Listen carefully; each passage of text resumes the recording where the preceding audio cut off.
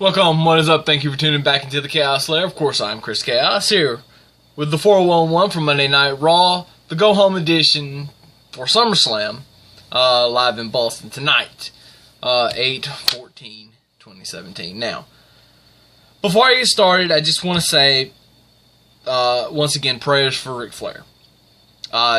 Rick went into the hospital on Saturday. I'm hearing that he had heart problems that's causing this.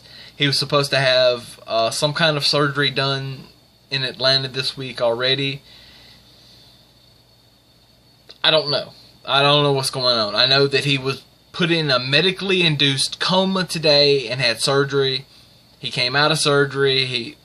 I think he was awake. I don't know that. I know that he was resting peacefully. The last update I saw was he was resting peacefully with his family. So, and who knows if Charlotte's going to be on SmackDown tomorrow night. But at this point, who actually gives a fuck? Because her father means way more than that. By the way, another sad thing to report. JoJo was not at Raw, of course, as we saw. Her sister passed away. I don't know what day it was, but the WWE made her go home. They sent her home. I'm sure she wanted to do the show tonight, and she was probably already in Boston, but they sent her home to go do this. So, prayers and condolences to the JoJo Offerman family, and I continue prayer and support for the Nature Boy, Ric Flair, for one time. Woo! Here we go. Alright. For Monday Night Raw, we start off with Dean Ambrose, Seth Rollins. Will they, won't they, whatever. Sheamus and Cesaro attack. They beat them down. This, of course, happens after they're beating each other down because they won't fist each other. I know how awful that sounds. They kind of were fisting each other at one point, but just not the fisting that everybody wanted to see. And again, that just sounds so completely awful. I know how it sounds. The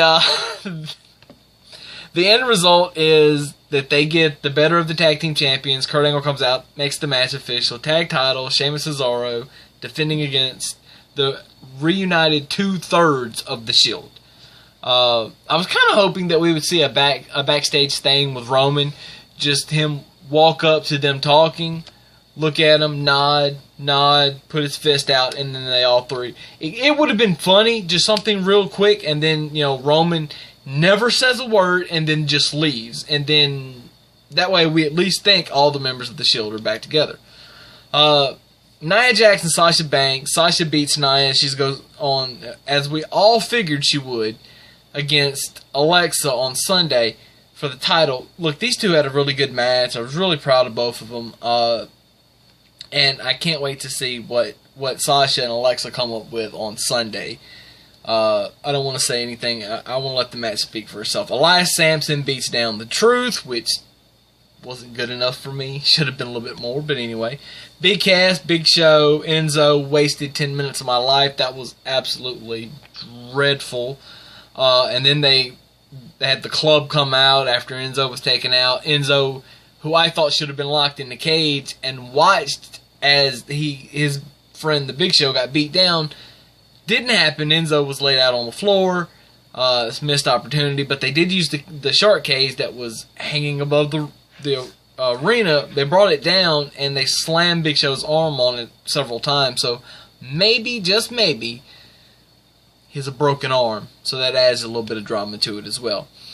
Unadvertised Cruiserweight title match. Tozawa becomes the new Cruiserweight champion, beats Neville. In a fantastic match.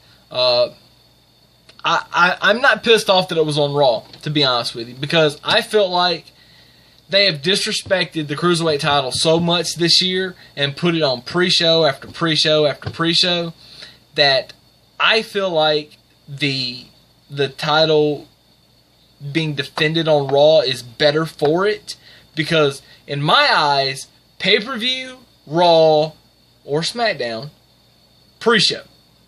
That's the way that it goes for the main roster talent. So I'm glad that it was on Raw and actually got time. I mean, they had 2 segments, 2.5 segments, something like that.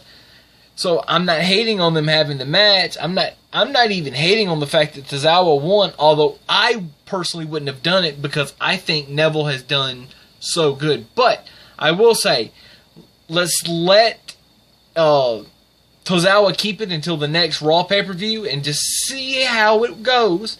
And if he does a good job, let him keep it. If not, give it back to Neville in the rematch.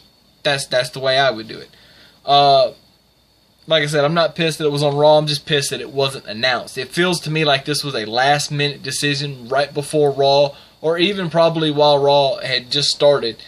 Hey, we need to do the Cruiserweight title match tonight. Y'all get ready. We're going to have it now. So they just went out there and threw it on.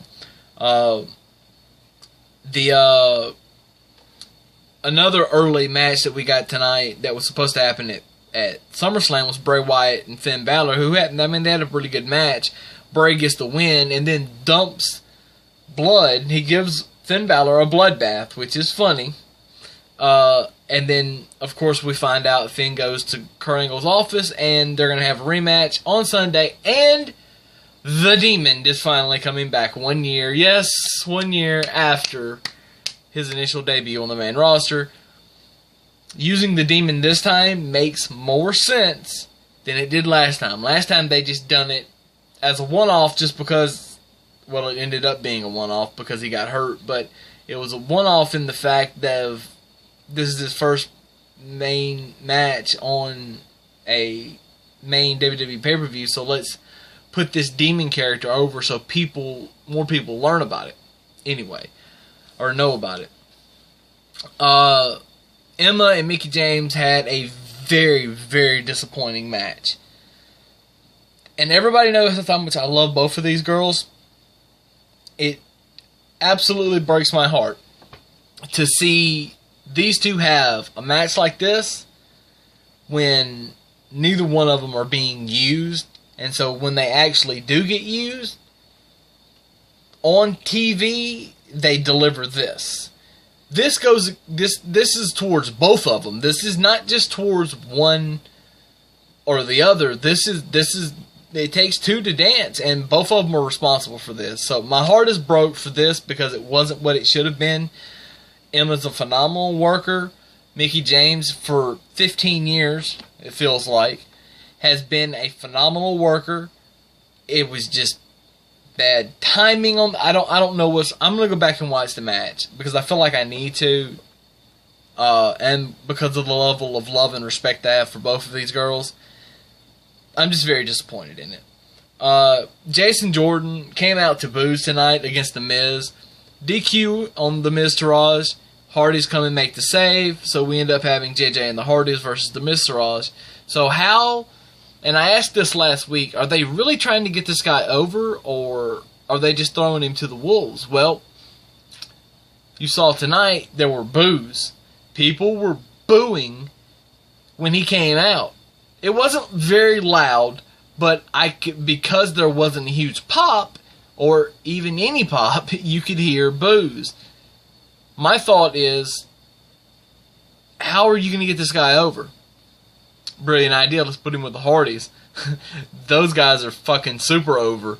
I mean, what are you going to do? What can you do except for to like the Hardys? Well, unless you're me and you're just kind of on the Hardys now. But they beat the Miz Taraj. And then the show ends with a pull apart of the main event for SummerSlam, which I'm assuming is going to be the main event with the big red belt. So there you go.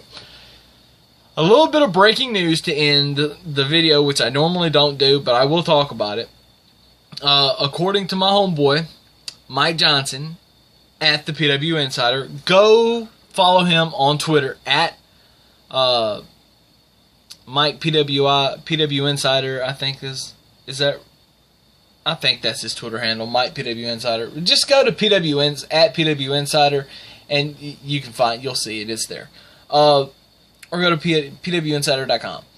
Adam Cole signed his contract for the WWE in the last couple of days. I don't know when it was. Mike didn't say, but Mike reported this, and so I believe it.